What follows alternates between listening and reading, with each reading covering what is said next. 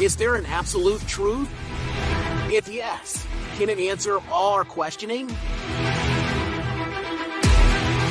This world is full of mysteries, and it's not always easy to find a resolution.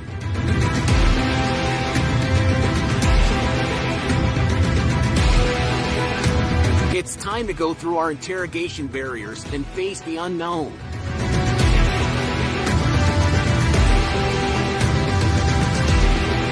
Let's go on the other side. That makes us challenge our limits.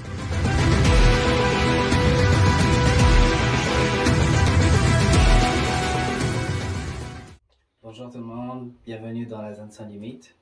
On est avec Stan, Clarence et David. Donc le sujet d'aujourd'hui c'est croyant et non pratiquant. Yes. Exactement. Gros sujet là. Qu'est-ce que vous... C'est quoi déjà un croyant selon vous? Je brise la glace. Un croyant.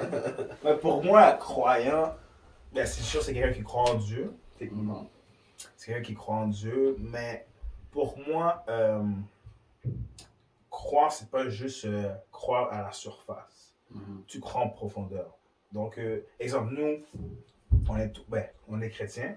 Donc, techniquement, si on croit en Christ, on croit à sa parole, qui est la Bible. Tu sais, il y a des gens que j'ai déjà eu des discussions avec eux de la rue et tout, whatever. Il y en a qui croient en Jésus, mais ne croient pas à la Bible. Ils ne croient pas au miracle. Ils ne croient pas que c'est le Fils de Dieu, mais ils croient que c'est un prophète, exemple. Tout le monde dit ça. Mais ils croient en Jésus-Christ. Tu comprends? Je veux dire, moi, personnellement, en tant que chrétien, si tu es chrétien, tu dois croire en Jésus-Christ. Tu dois croire qu'il est le Fils de Dieu. Tu dois croire à la Bible. Si on parle de croyance, croire en Jésus-Christ. Mais maintenant, moi, la question que je voulais te demander, c'est mais qu'en est-il de ces gens qui croient aux ancêtres? Est-ce qu'ils sont croyants? Ils sont croyants en quelque chose, mais est-ce que pour vous, c'est une bonne pratique? Croire aux pierres, croire aux ancêtres, croire aux divinités, croire à différents dieux? Si c'est de dire, est-ce qu'ils sont croyants?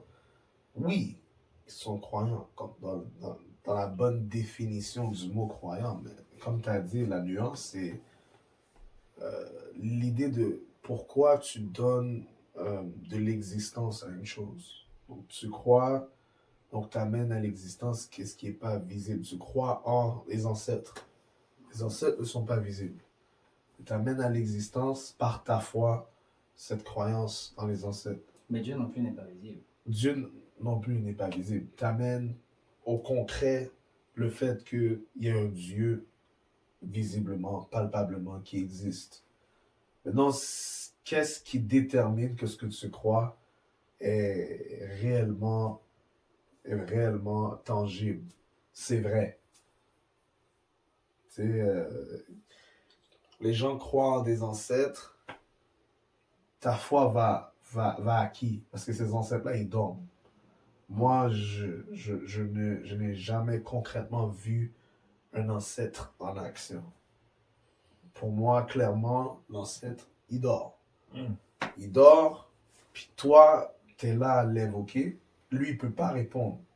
Mais le monde spirituel existe.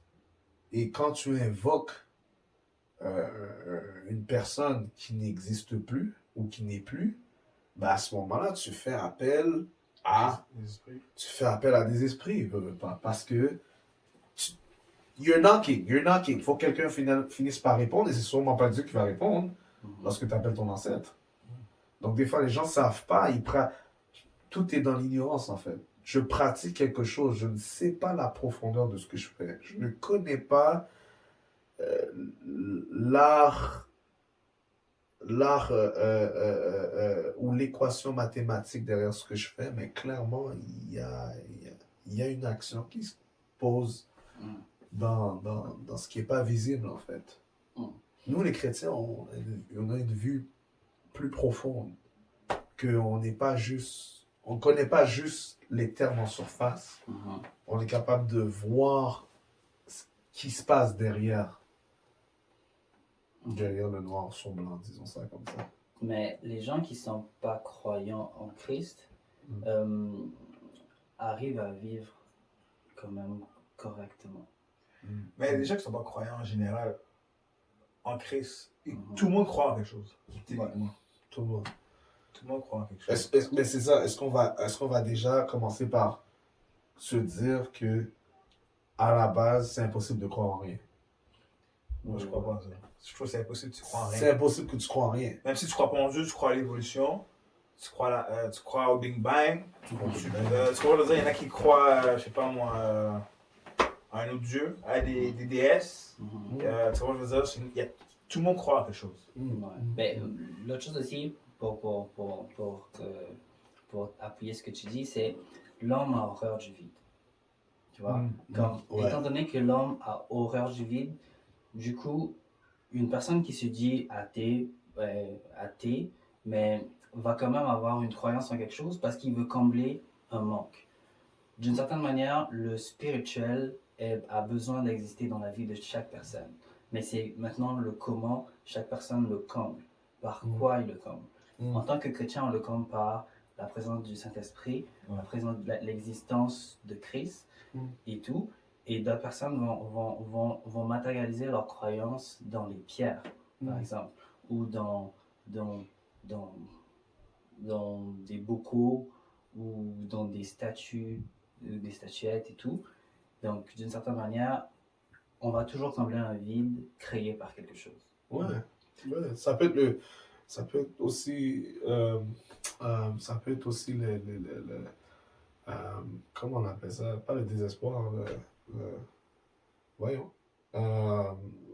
Lorsque tu es désespéré, mais ça peut être justement que comme tu es dans une situation vraiment comme dégénérante, tu as besoin de croire en quelque chose, mais n'importe quoi. Tu n'es pas en train de vraiment comprendre la profondeur derrière la croyance, comme les gens qui croient dans le karma, ou les gens qui croient dans le Kama Sutra, qui croient dans excusez-moi guys, excusez-moi, pas ça que je voulais dire, ok, so techniquement qui croient dans de l'astrologie, c'est vrai, qui croient dans l'astrologie, tu sais, ces gens-là, comme ils disent des choses, souvent quand tu regardes avec eux, tu leur poses plus de questions, ils vont te dire je sais pas. Mais tu crois dans quelque chose dont tu n'as fait aucune recherche. Tu fais juste te dire que c'est vrai parce que tu as fait une équation de 1 plus 1 est égal à 2. Non, c'est vrai, mais en plus, dans l'histoire, si on regarde depuis les siècles et les siècles, depuis la création du monde, tout le monde, si tu regardes les histoires, que ce soit, par exemple, dans les livres religieux comme la Bible, whatever, ou même les histoires des grands rois et tout dans ces époques-là, tu vois que tout le monde croyait à quelque chose. Comme le mouvement athée, ça, si je me rappelle bien, là, je ne suis pas sûr, faudrait que je vérifie, mais je pense que ça sort du 20e siècle. C'est pas une nouvelle... C'est une nouvelle pensée, là, comparée depuis le temps des temps. Tu comprends? C'est une nouvelle... C'est une mentalité qui est... Un mouvement qui est venu comme récemment, comparé. Parce que tout le monde a toujours cru à des dieux. Ouais. C'était pas un dieu, il croyait à des dieux. Il croyait à des dieux, il croyait à plein d'affaires. Donc, tu sais, c'est ça que... C'est dans l'histoire de l'humanité, tout le monde a toujours cru à quelque chose. Et le besoin, qu'est-ce qui pousse un homme à avoir une certaine croyance? C'est le besoin, il y a un besoin quelque part. Il y a une peur, il y a un manquement, il faut qu'il y ait un besoin pour que tu crois. Dans le temps, c'est bon que tu as apporté cette partie-là, cette portion-là, ou cette perception-là, parce que dans le temps, ils croyaient dans le dieu de la guerre. Ils croyaient dans le dieu de la fertilité. Ils croyaient dans le dieu de la prospérité. Ils croyaient dans le dieu. Chaque dieu avait un avantage pour l'homme. Une utilité. Avait une utilité. Même tellement que en philosophie, on va littéralement dire que l'homme, en fait, Dieu n'existe pas. L'homme a créé des dieux à son image. Ce n'est pas Dieu qui a créé l'homme à son image, mais c'est l'homme qui a créé le Dieu à son image. Et ça, pourquoi? Parce que justement, beaucoup d'hommes de différentes cultures, de différentes traditions, de différentes religions et tout, de différents backgrounds ou d'emplacements, avaient des besoins, comme les gens qui sont, pas les Indiens nécessairement, mais en tout cas, tous ceux qui ont été des natifs et tout, etc., on voit que, oui, exactement, il y a une vénération de la nature. Mais quand vous regardez chaque dieu de chaque aspect de leur croyance, relève un besoin de l'homme, connecté avec la nature. Donc, c'est comme l'homme a toujours eu besoin de satisfaire un besoin en lui. Ou ce que nous, dans le christianisme, on ne fait pas juste dire on a tel besoin, on a tel Dieu. Non, on a un Dieu qui comble toutes ces choses et c'est ce même Dieu qui a créé en nous le désir et le besoin de relation pour qu'on puisse en fait connecter avec lui. C'est volontiers. Dieu n'a pas juste créé l'homme pour juste pour l'adorer puis pour le voir circuler, mais Dieu a créé l'homme pour avoir un mini-lui, oui, voilà, un mini-lui avec lequel il est capable de bâtir cet aspect relationnel. Et imagine-toi, David, ben, quand on était jeune, ou, tu sais, même quand, on va dire, tu joues à un jeu vidéo, lorsque tu as la possibilité de créer un personnage, ou quand tu étais jeune, tu avais la possibilité de créer un petit personnage, est-ce que tu faisais pas un mini-toi? Merci. Merci. Ouais, mais des fois je faisais un mini moi, mais j'avoue que je l'embellissais là. Ben Je mettais plus une. Je me rappelle. Là, tu mettais tout ce que tu voulais qu'il Je me rappelle ait. Def Jam. Comment Tu connaissais Def Jam? Def Jam. Oh, ça, j'ai là, wow. Ah ouais, ouais. C'était nice pour vrai. Ah, Mais ouais. même aujourd'hui, comme des jeux vidéo, comme toi, tu regardes, tu joues FIFA. Ouais, j'ai fait ma carrière. Tu J'ai comprends? créé un joueur qui est, on va dire, comme moi. Ouais. Même si on ne peut pas forcément avoir les mêmes traits, mais au moins j'ai créé quelqu'un. Je crois qu'il y a une option. Maintenant, Ouais. tu fais avec une genre de l'application. Ouais, mais... Comme les NBA 2K, ils font ça. Ouais, ton tu propre prends une visage, photo de là. ta face, puis là, Ouais, c'est nice, c'est nice. puis là, ça fait un portrait robot, là. Ouais. Ouais. Ouais. Mais c'est comme aussi avec les Bitmoji et tout, on Ouais. essaie de créer des personnages qui sont comme nous. Ouais. Mais oui, on est tous des mini-dieux. Puis, toutes les fois qu'on a la possibilité de créer d'autres mini-dieux, ben, on veut qu'ils soient comme nous ou mieux. On le fait même avec nos enfants. Ben, nos enfants, je ne suis pas encore enfant. Mais nos futurs enfants. Nos futurs enfants. Plus il y a des enfants. C'est comme, on va se dire, quand l'enfant est dans le ventre, on est comme, oh, il va me ressembler moi. Si c'est un gars, par exemple, oh, il va me ressembler moi. Puis, là, tu penses à il va avoir quel trait de personnalité, de sa toi? mère ou son père. Tu vois, tu essaies Ouais. d'imaginer comme créer dans ta tête. Ouais. Puis, une fois que l'enfant sort, ben, là, on n'est pas encore sûr. Comme les 3 premiers mois, l'enfant ne sait pas encore vers qui il va se tourner. Puis, certains attributs physiques ou comportementaux vont venir avec le temps. Comme ça sera à lui de choisir où naturellement ça va se faire. Ça va se faire, il va être plus près de telle ou telle personne. Et notre devoir à nous aussi, c'est d'être plus près de Dieu. Mais avant d'aller là, il y a une pensée comme quoi que c'est l'homme qui a créé Dieu. Ok? Maintenant, qu'est-ce qui, nous, en tant que chrétiens, fait que Christ, pour nous, est le Dieu. He's the one. Qu'est-ce qui fait que, pour nous, on est sûr à 100% que c'est lui que l'on devrait suivre, pas d'autres religions, par exemple? Déjà... Ben, c'est sûr que avant de t'en créer, sérieusement, c'est sûr j'ai fait mes recherches. C'est sûr que j'ai cherché. La Bible dit chercher et vous trouverez. Donc, c'est sûr qu'en même temps, tu sais, moi personnellement, comme tu as dit, comme tantôt, quand on crée des personnages, on veut toujours créer des mini-nous. On veut une genre de relation. On essaie d'avoir des traits comme, ok, il va voir mon physique, il va voir si ça mon trait. Peu importe. Donc, moi, je me suis dit, si je me mets à la place d'un créateur qui veut créer quelque chose, pourquoi je créerais quelque chose et je n'ai pas de relation avec ça, avec cette chose-là. Ça- Mais c'est Moi, c'était exactement ma ça. première C'est réflexion. Mm. C'était comme, exemple, si tu parles de Elon Musk, ok? Elon Musk crée des robots, on va dire, en ce moment, Tesla et tout. Donc, c'est pourquoi il créerait une auto que lui, jamais il va utiliser. Mm. Tu comprends le dire? Il est créé juste pour les gens. Ça fait aucun sens. C'est sûr que lui, c'est sûr qu'Elon Musk a une Tesla. Tu comprends le dire? Peut-être un modèle qui est même Peut-être pas- personnalisé à un autre série. niveau, là. En Peut-être série, là.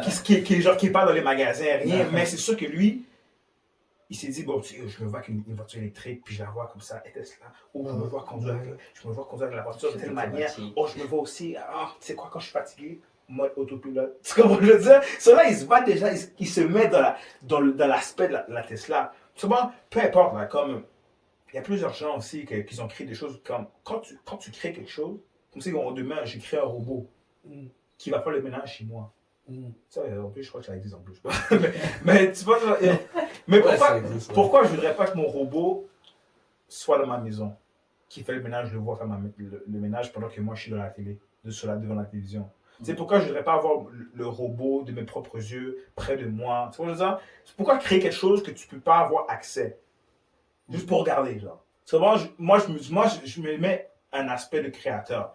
Si je me dis pourquoi Dieu aurait créé l'humain s'il y a déjà les anges, pourquoi les anges, on s'entend qu'il vit avec Dieu. Ouais. Dans son trône, whatever, il dit ça, let's go, les anges le font. Pourquoi il aurait créé l'homme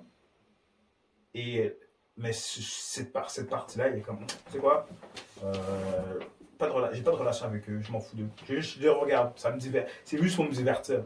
Tu vois ce que je veux dire? So, pour moi, c'est comme, ça n'avait pas de sens. So, je me suis dit là, quand j'ai lu la Bible, first of all, qu'est-ce qui m'a touché, c'est l'amour de Jésus-Christ, c'est sûr. L'amour, la passion qu'il a envers nous. Le côté relationnel, comme je vous ai parlé un peu, mais pour moi, c'est au-delà de ça. Pourquoi il n'y aura pas d'amour pour nous? Mais c'est ça, pourquoi Dieu a pris le temps de faire une créature sans vouloir de relation, sans vouloir de vécu avec cette créature-là? Ouais. À quoi bon la créer en fait? C'est ça. Si c'est pour le service, il avait déjà des anges pour le servir. Il y a tout déjà. Dans le sens de ça, c'est une excellente question. Et en plus, en réalité, comme tu as parlé de robots, on a parlé de Tesla, on a parlé d'Elon Musk, on a parlé de... En réalité, c'est vraiment ça. Les hommes ont créé des robots. Puis qu'est-ce qu'on ne s'est pas arrêté? Les hommes, en fait, sont en train de donner raison à Dieu, techniquement. Ah oui. Parce qu'on est une reproduction, on est l'image de ce Dieu vivant. Donc, c'est drôle parce que les hommes, on a créé des robots. Mais on ne s'est pas arrêté à l'intelligence. On est rentré dans le niveau de l'intelligence artificielle, mais à un point où on veut même que le robot exprime des émotions. Hey guys, on parle d'une machine. On parle d'une machine qui aura conscience de c'est quoi des émotions à un certain niveau. Son intelligence, c'est pas qu'il a des vraies émotions, c'est qu'il est capable de simuler des émotions basées sur l'expérience observatrice dans la vie de l'être humain. Donc un robot est programmé pour t'observer, puis pour apprendre de toi, puis t'étudier, puis master l'art de reproduire ce qu'il a emmagasiné. Donc au final, le robot va exprimer des émotions, tout comme un être humain, par photocopie de ce qu'il a vu dans le mode d'interaction des êtres humains, pour ressembler le plus possible à une personne, à un être, avec du raisonnement. C'est à ce niveau-là qu'on a voulu amener les robots aujourd'hui. Pourquoi? Parce qu'on veut une interaction avec notre création. Alors si nous les hommes, on est capable de créer ça, on est capable de faire en sorte que des robots puissent en quelque sorte avoir une interaction avec nous, il faut se dire les vraies choses. On a pris ça de Dieu. Sauf que Dieu, lui, il a créé des êtres humains qui réellement peuvent se reproduire sans aucun autre travail et avoir... Ouais, on est comme en mode autonome. Voilà. Autonome. Instinctivement, il déclare et la production continue. Ouais. Sans qu'il ait besoin de reconfectionner, en fait. Ouais, mais pour des gens qui sont non-croyants, ok? OK, pourquoi on dirait que Jésus, c'est le Fils de Dieu, premièrement? Parce que moi, personnellement, dans mes recherches, pourquoi excuse-moi, je suis venu vers Christ, parce que, first of all, c'était trop, comment dire, je croyais à l'amour de Dieu, comme je disais au côté relationnel. Je croyais à l'amour de Dieu. Moi, pour moi, c'était impossible que Dieu ne s'en fout de nous, puis nous met là, puis il débute droit. Je croyais au côté relationnel. Deuxièmement, Christ surpassait tout le monde. C'est comme dans toutes les histoires, par exemple des prophètes ou il surpassait tout le monde. Il y avait tout en eux, mais en mieux. Comme du sens que je veux dire, comme sa sagesse, comme il parlait. Puis deuxièmement, mais qu'est-ce qui m'a fait comme, OK, il est différent des autres, c'est qu'il faisait des miracles. Puis c'est pas comme des petits miracles, comme tu sais, Moïse avait le bâton. Je crois Élie ou Élisée, un des deux, je me trompe toujours des deux là. Lui qui avait le manteau là. Ouais. Élie ou Élisée? Élie, hein? Ouais. Élie avait le manteau, ça va? Chaque prophète avait un accessoire. Pourquoi Jésus, quand tu le touchais, tu étais guéri? C'est ce que je veux dire? Pour moi, c'est juste des choses comme ça, comme c'est pas normal. Comme Il y a outclass. oui, tu comprends, si tu le touchais, tu pouvais guérir. Sa parole disait quelque chose, ça se faisait. Puis troisièmement, qu'est-ce qui m'a fait comme, OK, ça c'est un big thing. C'est le seul homme qui a existé, le seul homme dans toute l'histoire de l'humanité qui a jamais péché. Ouais. So, tu peux pas. Ouais, définitivement. So, si déjà tu me dis que Dieu est parfait, peu importe la religion que tu vas me dire, que ce soit dans l'islam, le christianisme ou whatever, dans le judaïsme, ils vont tous te dire que Dieu est parfait. Dieu n'a jamais menti, Dieu n'a jamais volé, Dieu est parfait, Dieu est saint, ça, right? Ça, ouais. Sauf si Jésus est saint, il n'a jamais péché, tellement il est saint, il est parfait. So, techniquement, s'il n'est pas Dieu, il devrait être un démon de Dieu. C'est comme si le preview, on va dire. So, techniquement, s'il est aussi pur, tu ne veux pas me dire qu'il est juste un prophète. Si la Bible me dit qu'il est fils de Dieu, pour moi, fils, c'est comme on a dit, c'est côté relationnel. C'est-à-dire que s'il est fils, c'est-à-dire pour moi, c'est comme si je le vois comme s'il est comme si une portion de Dieu. Parce qu'il est parfait. Il n'a jamais péché. So, c'est sûr que, peu importe que tu ne peux pas me dire que c'est simplement que c'est juste un prophète. Puis c'est pour ça que c'était très relevant toute la préparation vers son arrivée. Parce que tous les prophètes et tous les juges et tous ceux qui ont dû représenter Dieu dans l'histoire d'Israël ou dans l'histoire de Dieu avec l'homme, donc l'Ancien Testament, c'est pour ça qu'on l'appelle l'Ancien Testament, c'est l'histoire de l'homme avec Dieu. Aucune personne qui annonçait Dieu était capable d'être à 100% capable de finir la mission. Il y avait une seule personne, un seul homme capable de venir finir cette mission-là dans la chair, dans le sang, dans les os et dans l'esprit. C'était Christ. Mais il y a ça. Il y a des mystères aussi quand tu lis la parole. Il y a des mystères prophétiques qui annoncent Jésus, qui étaient faits exprès pour que ça ne puisse annoncer que Jésus. Et même dans des débats avec des musulmans, jamais ils ont été capables de démentir ces déclarations. Exemple, Jonas, les 3 jours. Abraham, le sacrifice qui devait être fait. Élie, quand il s'en va avec les chariots de feu et il lance son manteau comme le Saint-Esprit a été donné de par Jésus à son ascension. Tout ramène prophétiquement vers Jésus. Le seul et unique qui a fait ça. Donc, déjà, on voit vraiment que il faut une profondeur pour arriver là. Même être capable d'aller chercher cet aspect-là du texte, il faut une profondeur. Mais si on ne rentre pas à ce niveau-là, parce que les gens qui ne connaissent pas encore Dieu ont besoin de quelque chose de plus tangible, généralement. Puis moi, ce que je dis, c'est la Bible, elle est basée sur les témoignages. Elle est basée sur le témoignage. L'Ancien Testament, c'est le témoignage des hommes avec Dieu. Et le Nouveau Testament, c'est le témoignage des hommes avec Dieu. Donc, le témoignage est la force, la puissance est le peace le plus convaincant qu'on peut avoir dans le processus d'amener la vérité aux gens par rapport à Christ. Ton témoignage, je ne peux pas mentir. Si tu étais un bandit, puis que tu as changé du jour au lendemain, puis tu n'as pas été en thérapie, on te connaissait pour être quelqu'un d'une certaine façon, et là, boum, tu as donné ta vie à Jésus, tu n'es juste plus la même personne. Il y a une fille un jour qui a bugué sur mon histoire comme ça. Elle m'a dit, toi, j'ai entendu parler de toi. Ce qui paraît, tu n'étais pas très très sain avant et tout. Comme maintenant, tu es rendu pasteur et tout. Fait que toi, c'est bon, c'est fini, t'es pardonné. C'est ça qu'on doit comprendre. J'ai dit, effectivement. Elle dit, mais elle m'a confronté à l'école. Elle m'a dit, oui, mais tu as blessé une de mes amies. Tu l'as blessée, tu l'as détruit. Elle était comme, fait que toi, t'es pardonné. J'ai dit, en Jésus-Christ, oui. Elle dit, mais attends, fait que vous pouvez faire ce que vous voulez, les gens, vous pouvez faire ce que vous voulez, puis Dieu y accepte. Puis il vous pardonne comme ça. J'ai dit, mais c'est ça la puissance de la grâce. C'est que j'étais pas bon, tu n'étais pas bon, personne n'est bon. On a tous péché, on a tous fait des choses qu'on ne devait pas faire. On a tous blessé du monde d'une certaine façon. Peut-être moi j'ai blessé ton ami, et toi tu as peut-être blessé quelqu'un d'autre.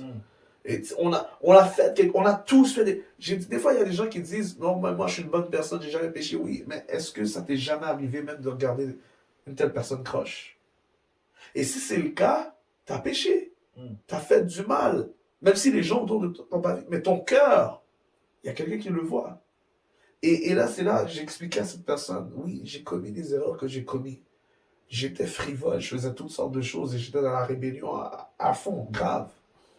Et personne ne pouvait m'arrêter dans ma rébellion d'ailleurs. Mais Christ m'a trouvé un point faible de ma vie. Vulnérable. Et c'est ça, à mes 18 ans, ma vie était tout croche. J'avais vécu plein de choses. J'étais tombé dans les expériences illicites à un très très jeune âge, tout, etc. Donc, j'ai vécu des choses et ma vie était juste dirigée de cette façon. Mais par la suite, je suis venu à réalisation que ma vie était une perte. Et puis, sans compter une autre chose que le Seigneur fait qui est vraiment intense, qui est particulier à lui. Il parle. Il parle. Et juste l'idée que ma mère pouvait savoir des choses spirituellement, mystérieusement, que je ne lui ai jamais révélées, juste par des rêves. Oh, fais attention à telle personne. Elle me donnait même le nom de la personne. Elle n'a jamais vu la personne. Mais le rêve, elle l'a eu clairement. Pour moi, c'était impensable. J'ai dit, mais s'il n'y a pas un Dieu, il y a quoi? J'ai dit, à un moment donné, il faut qu'on fasse la part des choses. Il faut qu'on arrête de dire, il n'y a pas un Dieu. Alors qu'il y a des signes évidents, il y a des choses qui sont claires. Et là, à partir de là, pour moi, ça y est. Le témoignage seulement peut amener des gens à réaliser, waouh, pour de vrai, ok, non, il y a un Dieu, il existe. Mais maintenant, lequel? Parce que tu as tellement de religions. Je dis, Jésus sait se démarquer d'une façon, comme tu as dit, qu'il n'y a personne qui fait ce que Jésus fait. Puis le Père, il promet d'avoir, il dit cherchez et vous trouverez. Donc il se laisse trouver. C'est ça. C'est l'affaire. C'est que tu peux.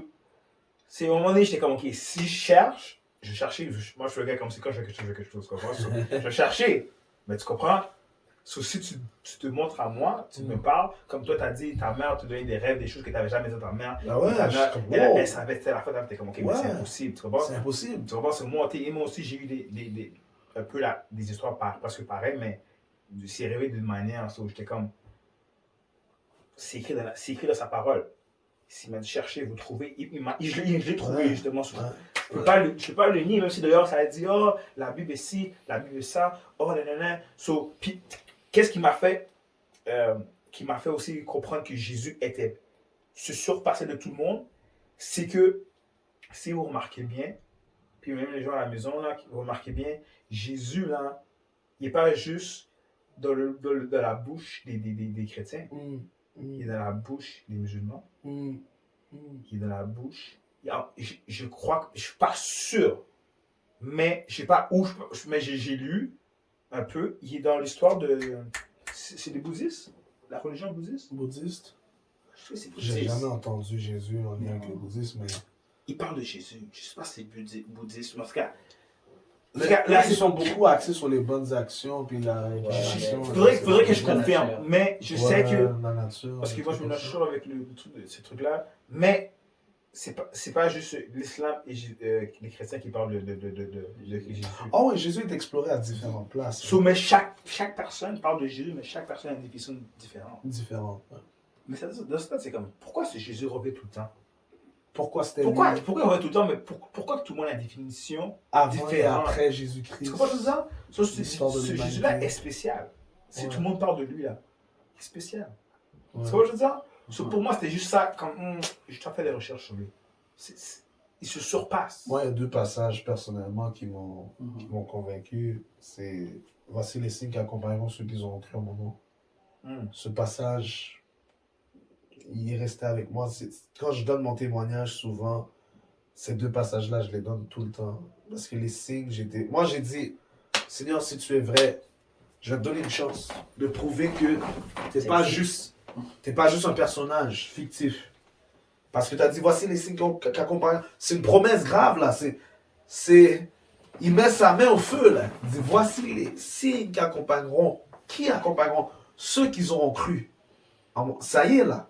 N'importe qui aura cru. Ce n'est pas les gens de l'Ancien Testament seulement. Ce n'est pas les gens du Nouveau Testament seulement. Non, non.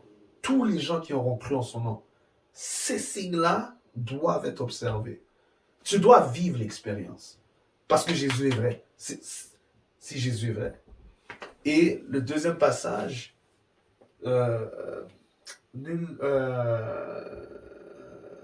je suis le chemin, je suis la vérité. Oui, je suis le chemin, la vérité, la vie. Nul ne vient au Père que par moi. Ce passage aussi, Il est fort. il n'y a aucun homme qui se dit être la vie étant Dieu. Aucun homme. Jésus dit qu'il est le chemin, la vérité et la vie. Point barre. Lui, il est venu là, in the midst of all religion, de toutes les dires, il est comme, ça y est, je suis le chemin, la vérité, la vie. Point barre. Ceux qui veulent me suivre, suivez-moi. Vous voulez pas me suivre? Fine, I'm a gentleman. I'm not gonna force you. You follow me, you'll see. Pour moi, j'ai fait comme, je capotais là, je lis le Coran, une partie de l'histoire, des personnages, l'autre partie, c'est des paroles de sagesse. T'as carrément une moitié de l'histoire qui n'est pas là. J'étais comme, tout concorde, bibliquement. Comme toi, moi, je recherchais, j'étais comme si je suis capable de le disqualifier à une seule place. Une seule chose. J'étais très strict dans ce sens-là. Puis, il y en a eu des gens, il y en a eu plein de gens qui ont fait des recherches comme ça. Les histoires de Lee Strobel, The Case for Christ. Puissant documentaire. Ouais. Puissant film, puissant documentaire. C'est un journaliste qui voulait discréditer Dieu après que sa femme s'est convertie. Puis, il voulait faire un news report pour dire que Il y a un film. Christ was fake news. Guess what? He gave his life to Christ. Il a fait tous les recherches. Il a cherché. Ouais, il a cherché, il a trouvé. You need to seek.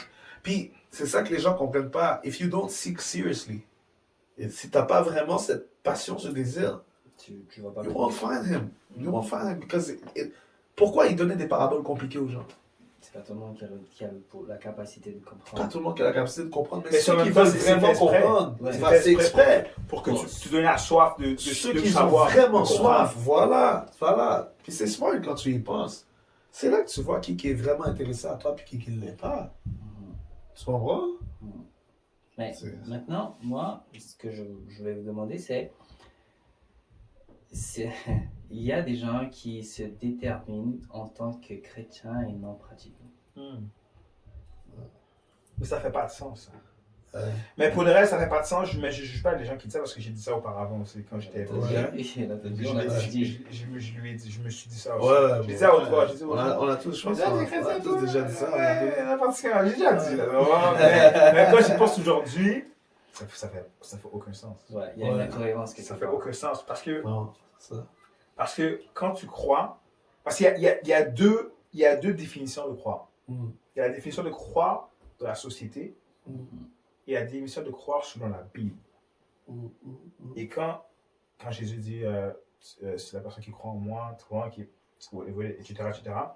Donc, quand il parle de croire, c'est comme tu crois, oui, en lui, tu crois en ses œuvres, tu crois en qu'est-ce qu'il a fait et tout, sa puissance, tu crois qu'il est le Fils de Dieu et tout. Mais croire pour lui ne fait pas, ça ne s'arrête pas juste là. Quand tu crois en Jésus, ça amène, le mot croire de la Bible amène à un changement de pensée, un changement d'esprit. Dans le fond, tu ne peux pas juste croire en Jésus, puis je crois que tu es le Fils de Dieu. Ok, ben je m'en vais, je dois aller au magasin. Tu comprends? Tu peux pas déjà comme le prendre comme à la normale, à la légère. Tu vois? Tu dois comme vraiment, quand tu crois pour Dieu, c'est comme, ok, tu crois, puis tu comprends le message que Jésus dit ou la parole de Dieu dit, et t'es comme, c'est quoi, man? Je dois me repentir pour le vrai. Je dois me repentir parce que ma vie, honnêtement, je fais telle affaire qui n'est pas bien. Je ne suis pas parfait et je ne reste pas parfait, mais je comprends l'amour de Jésus, je comprends qu'est-ce que Dieu veut dire. Et je suis prêt à changer d'esprit. Je suis prêt à changer de... C'est comme si se convertir, c'est pas juste tu te convertis. C'est l'acte de se convertir, là, c'est de changer d'état d'esprit. Tu acceptes. C'est comme si, comment je peux dire ça? Un exemple plus clair. Non, mais c'est vrai. C'est comme everything has to follow. C'est comme, c'est pas assez de juste faire I believe, comme en dedans de toi, il y a une passion, il y a un désir. Moi, cette parole-là me touche tout le temps. Quand Jésus a fini de prêcher aux 5000 personnes, ils s'en vont et il est frustré, comme, ok, puis vous n'allez pas partir aussi? Puis Pierre va dire cette phrase-là, comme, it touched my heart so bad, like, ça dit, à qui irions-nous? Tu es celui qui a les paroles de la vie. Tu sais, c'est comme, c'est toi, là. Tu vois ce que je veux dire? Comme, nous, on t'a pas juste cru. Comme, tu fais partie de notre vie. Tout en nous dépend, comme, de toi, genre. Ça, là, tu sais que, comme, t'es un disciple abandonné en Christ. Dire que t'es croyant non pratiquant... Tu crois pas... T'es pas converti. Ouais, mais tu crois selon le mot croire de la société, mais pas selon la Bible. C'est ça. Qu'est-ce que Jésus s'attend de toi? Et c'est pour ça que tu peux pas avoir les fruits de ça dans ta vie. Tu peux pas avoir les fruits de vraiment... Les récompenses, qu'est-ce que c'est vraiment de connaître Christ? Puis, on n'est pas en train de juger personne, techniquement, c'est... On l'a tout dit. Tu sais, oui, on se retrouve dedans aussi. On a déjà eu cet épisode-là, puis... Justement, c'était un manque de maturité. C'est qu'on ne comprenait pas c'était quoi comme la profondeur. Puis, malheureusement aussi dans les églises, dans le leadership, il y a eu beaucoup d'erreurs de pouvoir vraiment rentrer les gens dans cette expérience-là aussi. Est-ce que si tu ne pousses pas cette vision que comme quoi que les gens peuvent vraiment aller profondément dans leur expérience disciple, tu vas avoir un paquet de followers qui vont juste venir les dimanches, qui vont juste venir au service parce qu'ils sont entraînés à venir. Ils sont limités. Voilà. Parce qu'ils sont limités. Ils sont limités. Exactement. Parce que, comme dans les messages qu'on entend souvent, Dieu est amour, Dieu pardonne, il y a la grâce. Mais tu ne vas jamais comme en profondeur, comme du sens que tu peux vraiment être en relation avec Jésus. Oui. Tu peux devenir littéralement un disciple. Quand j'ai entendu ça, ce message-là, il y a quelques années, là, tu peux devenir un disciple. Là, c'est sûr, j'ai dit disciple, c'était un peu fou dans ma tête. Mais quand j'ai compris, j'étais comme, ok, il y a un autre niveau à aller. Parce que dans ma tête, je pensais que tu deviens chrétien, puis le niveau s'arrête là. Je pensais que tu deviens croyant. Tu crois en Jésus, ou je suis chrétien, je suis baptisé, je suis là. Tu comprends? Mais j'ai pas compris que tu pouvais être dans un autre niveau. Des fois, pour la protection, des fois, les gens, tu sais, ils vont se dire chrétien, croyant, non pratiquant. Des fois, juste pour la protection. Des fois, c'est pour avoir comme de la luck. Tu sais, avoir des avantages. Donc, ils se disent chrétiens parce qu'ils veulent pas ils veulent pas que Dieu ne s'occupe pas d'eux. Mhm. Mais ils sont pas pratiquants dans le sens que, techniquement, c'est un selfish thing. Quand on y pense, on n'est pas conscient de notre selfishness. Mhm. Mais de dire je suis croyant, non pratiquant, alors ça veut dire j'en ai un peu rien à foutre, Seigneur, de ce que toi tu veux. Genre, t'es mon sauveur, mais pas mon Seigneur. Right? Je suis le Seigneur de ma propre tête. Toi, tu peux juste être mon sauveur. C'est ça. Au dernier jour, je veux juste être sûr que je suis pas en train de. Je suis right Ouais. avec toi. Ouais, c'est Tu ça. comprends? Ben, c'est plus dans le sens de, juste pour compléter, c'est dans le sens d'appartenance. Ok, une fois que je me dis étant chrétien, j'appartiens à une communauté chrétienne. Au moins là, je pourrais plus dire, oh, je suis athée. Non, je crois en quelque chose, je suis chrétien. Ok, mais je n'ai pas ce qui va avec, dans le sens de l'engagement, la détermination, L'engagement. la recherche personnelle et le développement personnel qui va avec. Mm. Du coup, étant donné que je ne suis pas encore à ce stade-là, je suis encore à l'étape de bébé. Mm. Ok. Puis, en étant dans le stade de bébé, Mm. ben, je ne sais pas encore parler, Mm. premièrement. Je ne sais pas marcher. Et marcher avec Christ. Parler de la parole, parler Ouais. en langue, parler de Christ en tant que tel. Donc, je ne sais même pas encore me nourrir. Mm. Du coup, j'ai une sorte de dépendance à quelque chose. Mais je ne sais pas non plus qui peut me nourrir. Ouais. Tu vois? Et dans le fait de ne pas savoir qui peut me nourrir, mais malheureusement, certaines églises n'ont pas les structures nécessaires pour pouvoir Mm. faire un encadrement des personnes. Ouais. Parce qu'il y a des gens qui sont vraiment prêts à vouloir connaître Christ, Mm. mais ils ne savent juste pas par où commencer. Par où commencer? Et comme certaines églises ne sont pas forcément à la recherche de l'encadrement, pour eux, le plus important, c'est qu'il y ait du monde le dimanche. Ouais, ils veulent juste avoir du monde, mais l'encadrement, ils vont pas miser dessus. C'est ça. Du coup, Ouais. il y a déjà, il n'y a pas une sorte de hiérarchie ou une sorte d'organigramme de l'église qui va permettre à pouvoir, à chaque stade, encadrer les personnes. Ces personnes-là seront délaissées à eux-mêmes. Mm. Donc, ils vont appartenir à une communauté, Mm. mais verbalement seulement. Mm. Et Mm. ils n'auront pas les moyens nécessaires de pouvoir se développer personnellement. Mm. Et du coup, ils vont se définir en tant que chrétiens, mais non pratiquants. Parce Ouais. qu'ils ne connaissent pas ce qui vient avec. Ce qui vient avec, c'est ça. Et c'est dommage parce que ces gens-là ne font que du tourisme à l'église. Mm. Mm. Ouais. Parce qu'ils viennent simplement à l'église parce qu'ils appartiennent à quelque chose, Ouais. mais ils ne comprennent pas le pourquoi C'est ils ça. appartiennent à la C'est ça. chose. C'est ça, voilà. Voilà. Des fois, c'est le manque de connaissances. Comme tu as dit, c'est le manque de connaissances. Le manque de connaissances, ouais. Ouais. Mon père périt faute de connaissances. Il faut étudier la parole. Ouais. Parce que le problème, c'est qu'il y a beaucoup de chrétiens qui se considèrent chrétiens, mais ils ne lisent pas la Bible. Mm.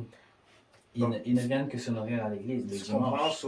Il y a des Ils sont même profondeurs. surpris de ce que le pasteur ou celui qui prêche Tu comprends? dit. Mais les gens pensent que depuis qu'ils sont mêlés à une activité spirituelle, ils sont croyants. Mais c'est ça le problème. C'est si tu crois pas, si tu lis pas la Bible Mm. et tu fais juste te nourrir de la doctrine de la société du monde C'est ça. et tu l'adoptes avec la Bible, Mm. t'es foutu. Ouais. Comme tout ça. à l'heure, on a parlé de le mot croire. Ouais. Le mot croire dans le monde et le mot croire dans la Bible, c'est deux choses différentes. Effectivement. Tu comprends le dire? So, au moins pour les croyants et non pratiquants, la question que j'aurais posée moi, c'est est-ce que aimez-vous Jésus-Christ? Après de dire est-ce que tu es croyant ou non croyant? Yo, J'aurais dit Pierre, aimez-vous Jésus-Christ? tu viens de toucher le point qui a fait popper un verset dans ma tête. Parce Ouais, que moi Jésus aussi. va demander à Pierre, Pierre m'aimes-tu? Il va lui demander 3 fois après que Pierre l'a trahi. Puis Pierre va pleurer. Puis le pleur est significatif. Parce que ça fait 3 ans qu'il marche avec Jésus. Et il n'a jamais réalisé à quel point il n'était pas ce qu'il pensait qu'il était. Imaginez-vous là, tu as marché 3 ans avec le rabbi, le messie. Tu étais prêt à le protéger de ta vie là, Mhm. à un certain moment donné. Tu as vu des révélations, tu as fait partie de la transfiguration. Ouais, ouais. Tu as vécu des grandes gloires avec Dieu. Et le maître de la moisson va venir te voir et va te dire, lorsque tu seras converti. Parce que c'est la grâce de Jésus aussi. Parce qu'il y a beaucoup de gens qui se disent croyants et non pratiquants. Mais Dieu est patient avec eux. Mais attends. Imagine-toi, si ces gens-là, croyants, mais non pratiquants, ils sont pas considérés convertis. Imagine-toi. C'est dur à dire, pareil, c'est dur comme terme. Mais imagine-toi, Pierre a marché 3 ans et qui est toujours pas considéré converti devant Christ. Ces gens-là, qui n'ont même pas marché avec Christ, Qui ne lisent pas leur Bible. qui ne lisent pas leurs paroles, Ça va être vraiment dur. Alors, tu vois, mais nous, comme tu as dit, il y a la grâce. Il y a la grâce. Nous, on veut leur bien. Alors, comme on a déjà été dans cette place-là, qu'est-ce que nous, on pense qui pourrait aider? Si on n'est pas venu shooter personne, mais... Non. On n'a pas vu shooter personne, mais comme quand je... On est venu dire la vérité, par exemple, c'est sans limite, sans limite! C'est ça que je voulais comme... pour sensibiliser les gens, parce que moi, j'aurais bien aimé dans ce temps-là, on m'aurait sensibilisé aussi, tu comprends? Ouais, c'est ça. Ça, j'ai dit, est-ce qu'à place de dire croyant et non pratiquant, j'aurais dit, aimez-vous Jésus-Christ? Puis si ces gens-là me disent, oui, j'aime Jésus-Christ, moi, j'aurais dit, ok. Pour le prouver? J'aurais dit, tu crois en Jésus-Christ? T'aimes Jésus-Christ? Ok. Mais dans Jean 14,15, Jésus dit, si vous m'aimez, gardez mes commandements. Donc, tu sais, comme je dis, si tu nourris juste, exemple, le mot aimer, là, on a dit, il y a la définition aimer dans la société, mais aimer dans la Bible. Pour Jésus, aimer, il faut que tu suives ses commandements, il faut que tu écoutes, tu t'appliques qu'est-ce qu'il dit. Mais si tu dis, dans le monde commun, je te dis, si tu aimes Jésus, il va dire, oui, j'aime Jésus, il est mort à la croix pour moi. Mais tu t'arrêtes là. Tu continues à faire ta vie, tu fais les mêmes péchés, tu recommences tes mêmes péchés, tu fais des conneries, tu fais ci, ça. Tu fais tout ce que Jésus n'aurait pas aimé. Et toi, tu penses, pour toi, tu aimes Jésus, mais Jésus, quand il te regarde, il regarde ta vie, il regarde ton cœur, il est comme tu ne m'aimes pas. Parce que si tu m'aimais, tu aurais appliqué cette parole-là. Effectivement. C'est pour ça que j'ai dit, il faut que c'est important que les chrétiens lisent leur Bible. Parce que s'ils se nourrissent juste de la doctrine du monde, de la société, dans le jour de jugement, mon gars, ils vont prendre. Ils vont passer. Mais c'est vrai. Pour compléter ton verset, j'ai un verset dans Romains 6, 18 qui dit « Ayant été affranchis du péché, vous êtes maintenant esclaves du Christ. » Ouais. Donc, il y a une vie avant, ok? Et cette vie-là, c'est une vie où on est dirigé par nos pulsions, par nos envies, nos désirs les plus intimes, les plus secrets, les plus fous, complètement. Et en ayant été affranchis, donc on abandonne, on devient une nouvelle créature, on est maintenant esclave de la justice. C'est quoi la justice? La justice, c'est Christ. Parce que Christ est la vérité. Et toutes les choses que l'on fait qui, selon la justice, n'est pas bonne, ben, on est puni par rapport à ça. Tu vois? Donc, d'une certaine manière, Christ va finir par nous punir, mais seulement si et seulement si on n'a pas été réellement affranchi dans notre péché. Donc, tu ne peux pas te définir être affranchi, mais retourner dans le péché. C'est ça, volontairement. Puis pour les gens qui vont, pour aider les gens à comprendre, retourner dans le péché, ce n'est pas ne pas faire d'erreur là. Non, mais non. Mais c'est juste ça que je vais te dire, comme de clarifier ça. Les gens, parce que les gens que j'ai peur, ils ont peur comme si je me baptise ou maintenant chez les chrétiens, maintenant je suis une honte. Je dois marcher les fesses serrées. C'est pas faire une erreur. C'est pas ça, mais ouais, explique-le, s'il te plaît. Non, mais je pense qu'on allait tous dire la même chose. C'est juste de ne pas nourrir une vie confortable dans le péché.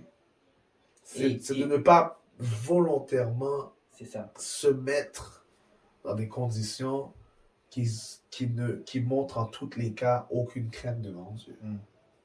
Ouais, c'est ça. Parce que on pêche tous. Ouais, définitivement. On pêche tous. Et c'est pas évident de forcément abandonner certaines choses. Ok.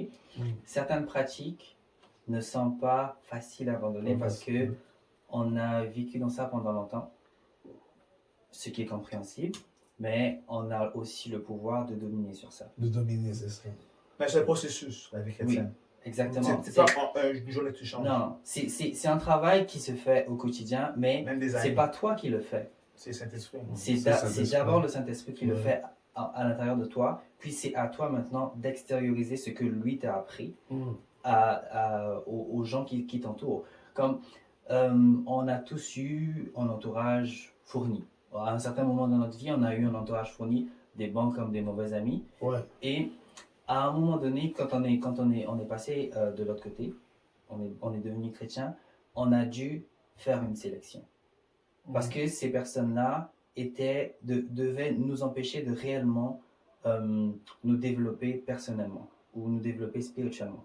Donc, on a dû faire une sélection pour nous permettre d'être plus ancrés, pour ne pas nous échapper. Certaines personnes nous enfonçaient encore plus. On a dû s'éloigner d'eux. Et de notre côté, on a dû travailler sur nous. Donc, comme tu as dit, c'est un processus. Et ce processus-là, il est d'abord intérieur avant de s'extérioriser. Ouais. Mais dans le côté entourage, oui, il y a des gens que tu dois couper, c'est sûr et tout. Mais moi, personnellement, dans mon cas, je ne sais pas si j'ai vraiment coupé. Je sais, c'est sûr que j'ai. Non, mais tu traînes moins avec eux. Exactement. Il y a des gens que je ne suis pas tenu avec eux à chaque jour. Je peux pas. C'est comme si. Sinon, c'est comme moi, ma vie va rechuter. Mais c'est pas manquer le respect, mais comme il y en a qui sont pas. Ce serait nuisible pour moi, c'est bon?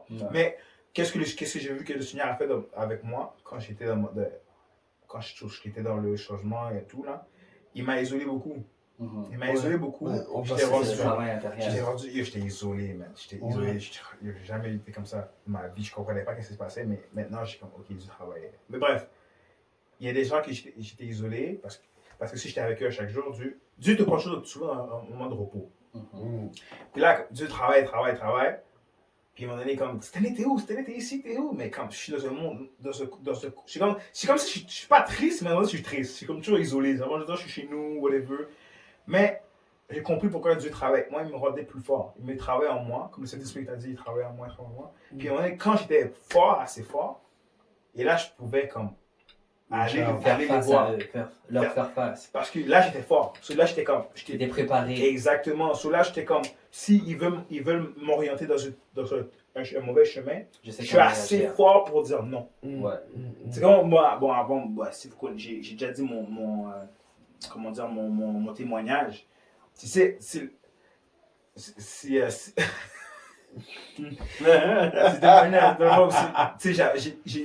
j'avais des lacunes, tu comprends?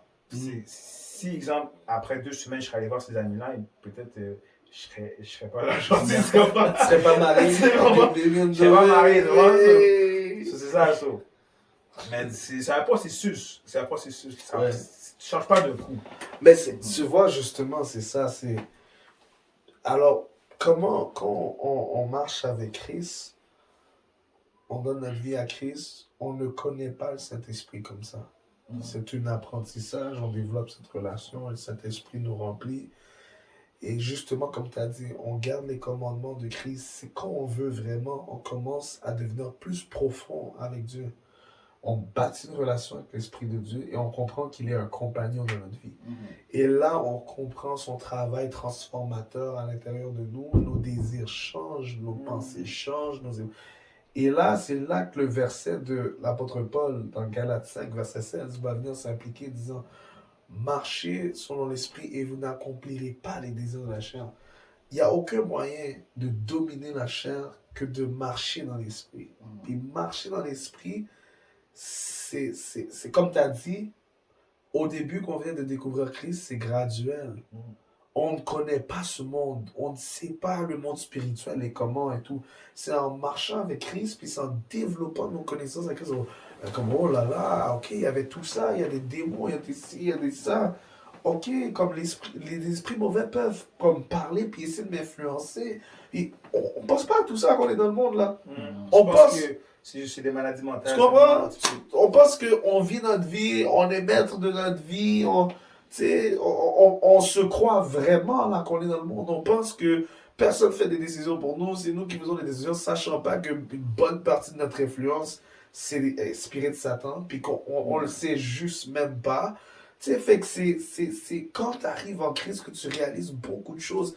Tu réalises qu'il y a des captivités dans ta vie qui étaient là, tu savais même pas que c'était là. Et tout comme on l'a dit justement quand on était en train d'échanger sur notre témoignage, une fois, on était captif de certaines addictions. Il y a des addictions qu'on avait dans notre vie qui faisaient que, même si tu voulais voir Christ, tu ne pourrais pas le voir parce que ces addictions-là étaient trop fortes. Pourtant, moi j'ai grandi dans une famille chrétienne, vraiment du tac au tac. Tu sais, ma mère priait et tout, whatever. Mais Satan t'amène dans un chemin, puis les addictions que tu as développées, ils dirigent ta vie. C'est comme... Tu peux pas... Tu sens que tu peux pas lutter contre cette force. Selon toi, c'est toi. Il y a même des gens qui vont dire, je suis comme je suis et je vais jamais pouvoir changer. Ça, c'est un mensonge du diable, mais tellement fort, là. Il t'a entraîné dans une identité, dans une pensée, puis tu vis ta vie d'une façon, puis tu penses que tu vas jamais t'en sortir parce que le diable t'a dit que tu vas jamais t'en sortir. Mais quand le Seigneur veut rentrer dans ta vie pour te dire autrement, mais toi, tu décides juste de... Tu fermes la porte de ton cœur. Tu fermes la porte de ton cœur. Donc, lui, tout ce qu'il avait besoin, c'est ça. Dieu n'a pas besoin de notre argent. Il n'y a pas besoin de notre popularité. On n'a pas besoin d'avoir des comptes Instagram, des comptes ci, des comptes ça. On n'a pas besoin d'avoir des followers. On n'a rien besoin de tout ça. Comme Dieu nous veut authentique, sale. Sale, incertain, name it. Il est venu pour les malades. Ouais, il est venu pour les malades. Puis c'est lorsque tu te reconnais que tu es malade. Un jour, il y a quelqu'un qui m'a dit, ton Christ, là, il vient juste pour les gens désespérés. Fait qu'à chaque fois, là, c'est toujours des gens qui sont à la dépression qui viennent prendre. C'est parfait, ça. C'est ça le but. Christ vient chercher des gens qui ont besoin de lui. Ouais. Pas des gens qui n'ont pas besoin de lui. Fait que si t'es un pécheur, t'es qualifié. T'es qualifié pour Christ. Pour le recevoir. Tu comprends ce que je veux dire? Tout le monde est qualifié. Parce qu'on est tous malades. Pas tout le monde sait qu'ils sont qualifiés. Ouais. Les gens pensent qu'ils doivent être parfaits. Même pour le baptême, on a vendu ce mensonge aux gens qui doivent être parfaits pour se baptiser. Non, tu ne dois pas être parfait. Tu dois vouloir Christ. Et dès le moment où tu as accepté Jésus dans ta vie, pourquoi tu l'as accepté in the first place? Il y a quelque chose qui est venu te chercher. Tu es venu à la réalisation de quelque chose. OK. Next time, ça va être de donner publiquement une soufflette. Une soufflette. Le mot est bien sûr. Dis-moi en lingala, on dit Mbata. Mbata. Mbata. Mbata. C'est bata. Bata. Mbata. Tu sens dans le mot là que. C'est puissant. Makasi. C'est puissant. C'est fort. Mais, ok. J'avais un autre sujet qui est assez... On va dormir ici.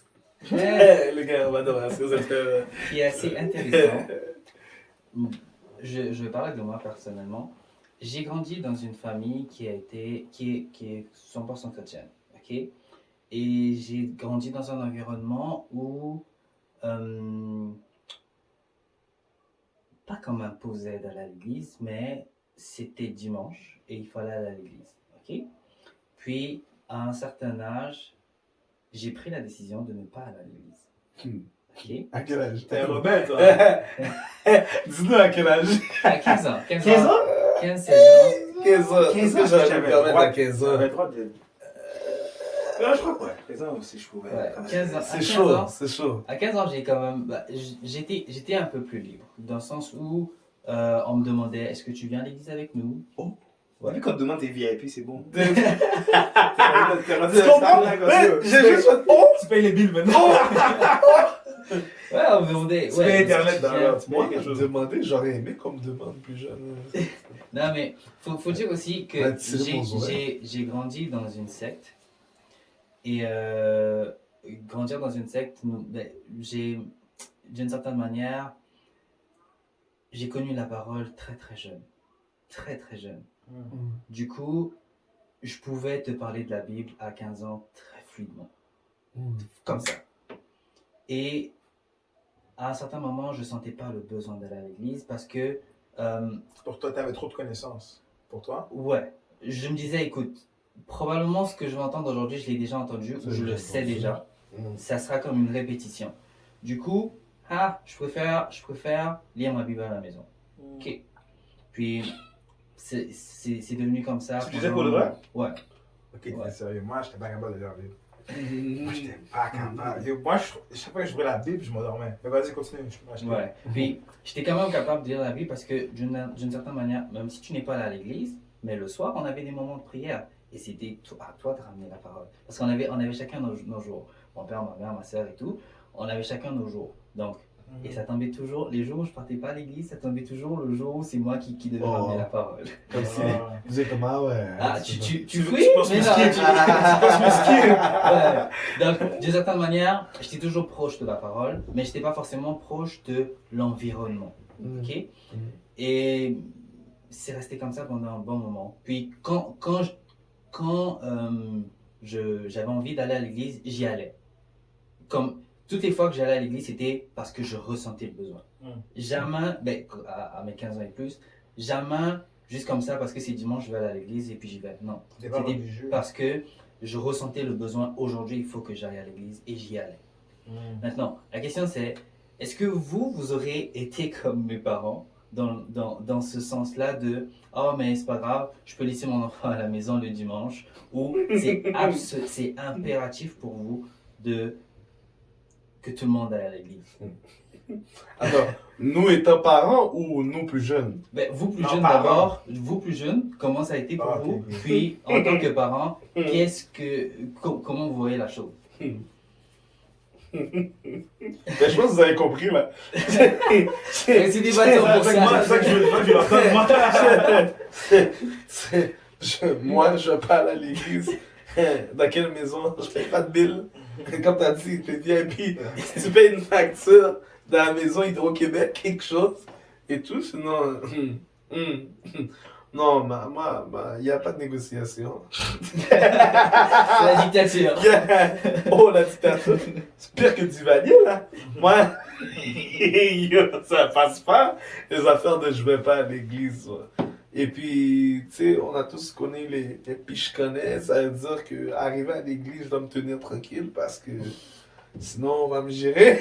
Tu vois ce que je veux dire? Fait que oui, moi, j'ai été à l'église, puis je devais suivre. Il n'y a pas question de j'irai pas à l'église. Pourtant, j'ai pas. C'est drôle parce qu'à l'adolescence, j'ai pas chéri ça. Quand j'étais dans ma capacité d'être rebelle, puis là, ma mère pouvait pas me forcer à faire quoi que ce soit parce que j'étais juste pas contrôlable. Ben à ce moment-là, écoute, it was what it was. Mais plus jeune. Mais c'est ce qui montre aussi que forcer un enfant à aller à l'église n'est pas la solution. Ça, c'est sûr. Alors, ok, il y a des nuances. Ok. Il y a des nuances. Je sais que je vois qu'il a inspiré là et tout. Non, il y a des nuances. Oui, à un certain âge, comme ma petite soeur, à l'âge de 6-7 ans, écoute, là, je vais pas prendre de oui ou de non dans tes mains. Parce que clairement, tu n'as pas encore... C'est ça, exactement. Genre, c'est comme si tu dis à un enfant de 6-7 ans de gérer sa vie. Genre. Tu pourrais pas faire ça.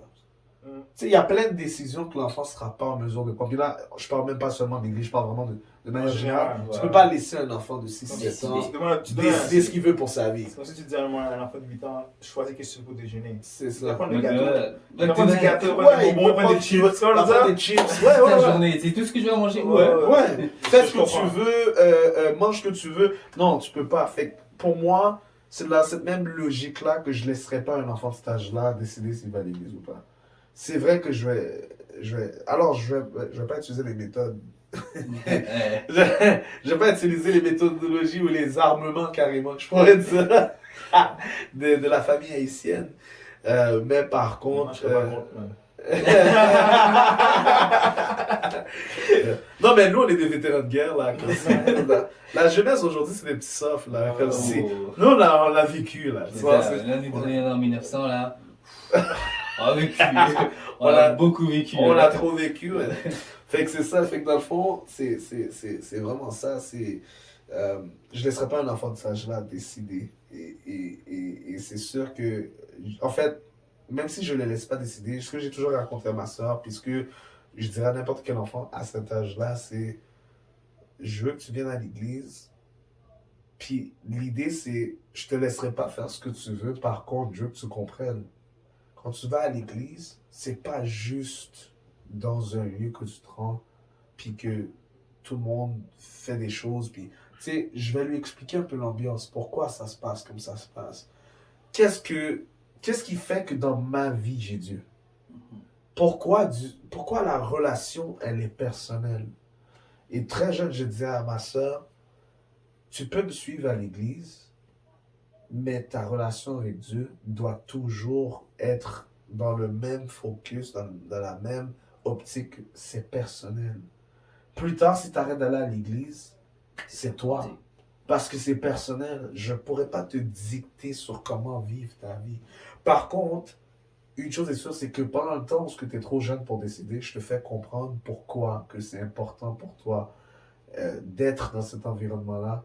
Puis c'est surtout de mettre l'emphase sur la relation avec Dieu. Donc je pense que c'est là où les parents ont eu un manquement dans notre jeunesse, de vraiment prendre le temps de nous faire comprendre le pourquoi.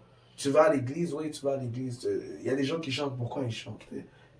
Et aussi, il n'y a pas seulement ça, il n'y a pas seulement les parents, mais il y a aussi encore le leadership dans l'église. Comment tu permets que les jeunes soient involved?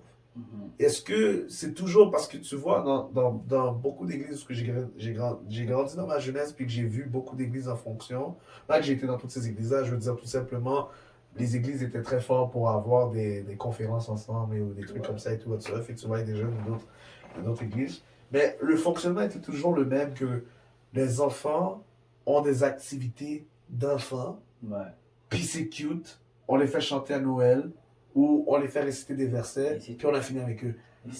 Non, comme à un jeune âge, l'enfant peut s'intéresser à un appel futur. Mais je pense que justement, à un jeune âge comme ça, c'est là qu'ils ont plus de curiosité. Oui, Plus c'est de là qu'ils veulent curiosité. savoir. C'est là Et qu'il faut c'est là justement qu'il faut cultiver l'affaire. bombarder. Là. Planter. Ouais, c'est là, c'est le bon moment pour planter. Là, les gens vont dire des fois, mais t'es fou de penser que tu peux entraîner un jeune à prêcher à un si jeune âge, C'est facile. ou à grandir dans une telle sphère ministérielle, un tel jeune. Ouais, mais comme Dieu n'a pas choisi Josias à 8 ans.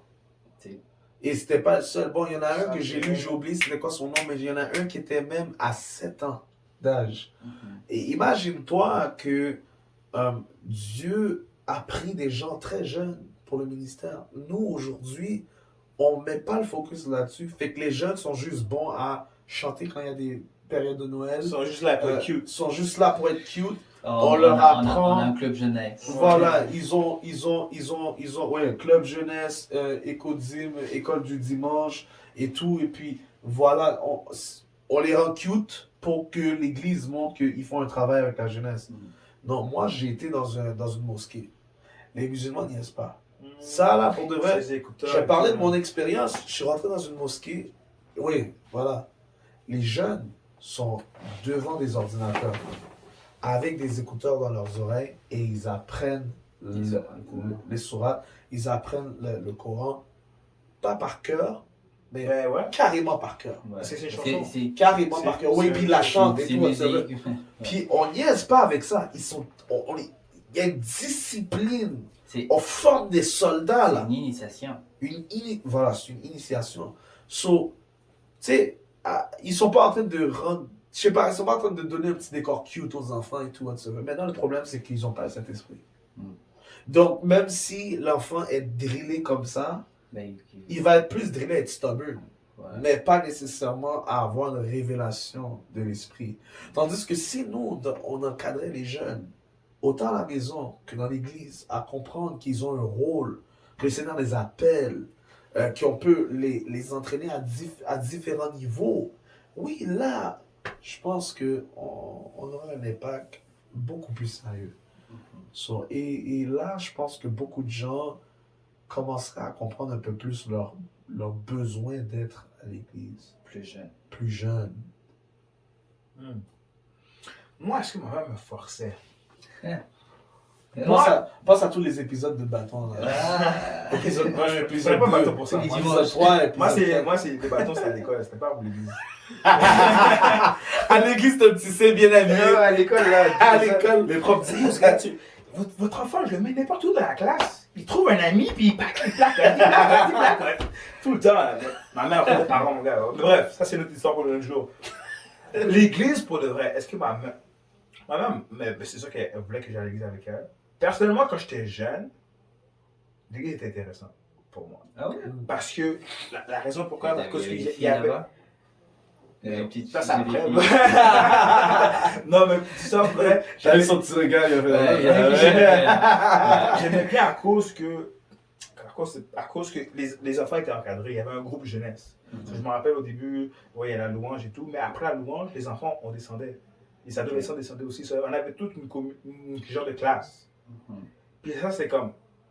C'était le fun parce que tu avec des jeunes. T'es plus avec des. Imagine quand tu avais 10 ans, tu étais avec tes parents tout le temps. À l'église. C'était un plat à un moment donné. Ouais. Parce que tu comprends pas pourquoi l'importance. Moi, je connais pas, en tout cas, je connais pas l'importance de louer. Pour moi, louer. Ok, tu chantes 2-3 musiques et c'est fini. Mais une heure et demie, c'est comme, qu'est-ce que tu fais pendant tout ça là? Je comprenais pas pourquoi. Mais tu t'ennuies, toi. Exactement, moi je m'ennuie, je suis un enfant, tu comprends? Je comprenais pas pourquoi on devait louer, mais quand je descendais en bas, j'étais comme, ok, là je suis avec des jeunes. Oui, on parle de Jésus. Bah, c'était pas assez pro. Il pouvait faire mieux, mais au moins il y avait l'ambiance était nice. Est-ce qu'il y avait des gens supérieurs à vous? Ouais.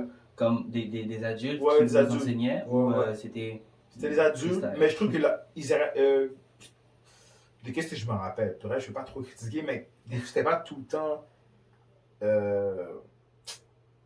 C'était pas toujours enrichissant, en fond. Okay. Des fois, c'était comme. On dirait que c'était comme même. Tu étais là, puis tu fais des blagues, là, tout le long. Là. Ça va, ça? L'aspect que t'aimais, c'était mais chill. Ouais, c'est ça. Mais moi j'aime bien l'aspect. Oui, c'est chill, mais j'aime bien l'aspect qu'on était regroupés ensemble. Okay. Ça ne m'aurait pas dérangé que tu m'enseignes. Tu m'enseignes selon mon âge, tu me parles de Jésus, tu parles de la Bible, ça ne m'a pas dérangé. Mais au moins, le fait que je suis regroupé avec des gens que j'aimais ça. Okay. Mais quand ils ont coupé ça. Ah oui, ils ont coupé complètement? Littéralement, ils ont coupé les jeunes. Sans raison. Sans raison. Je ne sais pas ce qui s'est passé. Il y a sûrement eu un problème. Il y a eu un froid, mais quand je suis allé à l'église, j'étais désespéré. Je suis allé avec ma mère pendant quelques mois. Là, je commençais à être grand. Je restais à l'église en haut avec ma mère tout le long. Puis là, je m'endormais. Puis là, à un moment donné, j'étais comme yo. Mais ça, tu n'avais pas de révélation de ce qui se passait. Je ne comprenais pas. Mais parce que moi, on ne t'expliquait pas que tu devais avoir une communion avec Dieu, la relation. C'est moi, la fois, j'ai toujours cru en Jésus. Pour moi, personnellement, je n'avais pas besoin de comprendre la Bible à 100%, mais je ne comprenais pas la Bible de fait. C'est comme, je ne comprenais rien quand j'étais jeune pour d'ailleurs. Comme j'ai dit tout à l'heure, quand je lisais la Bible, j'essayais de lire 2-3 lignes, puis je m'endormais.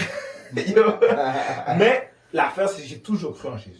J'ai toujours cru en Dieu. Moi, pour moi, c'était clair. Il n'y avait rien au monde, même si j'étais jeune, il n'y avait rien au monde que tu pouvais me faire croire que Dieu n'existait pas. Moi, que le hasard crée quelque chose de parfait comme ça, le monde parfait, le ciel parfait, les nuages, le soleil. Dieu, si tu sais que si le soleil serait un peu plus proche, la terre serait un peu plus proche du soleil, on serait littéralement brûlé. Ouais. Si elle serait un peu plus loin, on serait mort glacé. Pour moi, c'est impossible que Lazare crée une perfection. Ouais. Quand je voyais les humains, je voyais le ciel, parce que quand tu es un enfant, tu vois, le ciel c'est beau, le ciel, mamie. Tu vois, tu es toujours quand on parle du ciel et des nuages. Mamie, regarde les nuages quand je suis dans l'auto là. Ça bouge. Elle dit, là j'ai mamie, ça ressemble à un ours. Elle dit, waouh, c'est beau cette année. Je suis comme, ouais. Tu vois juste les aspects de la création, la nature, l'air, les arbres, l'être humain. J'étais jeune, mais j'étais comme, yo, c'est parfait. C'est beau et c'est parfait. Comment une explosion peut créer ça? Comment un Big Bang peut créer ça? Comment l'évolution des singes? Puis moi, j'ai compris jeune que les trucs de singes, ça ne fonctionnait pas dans ma tête. Tu me dis qu'on était des singes avant.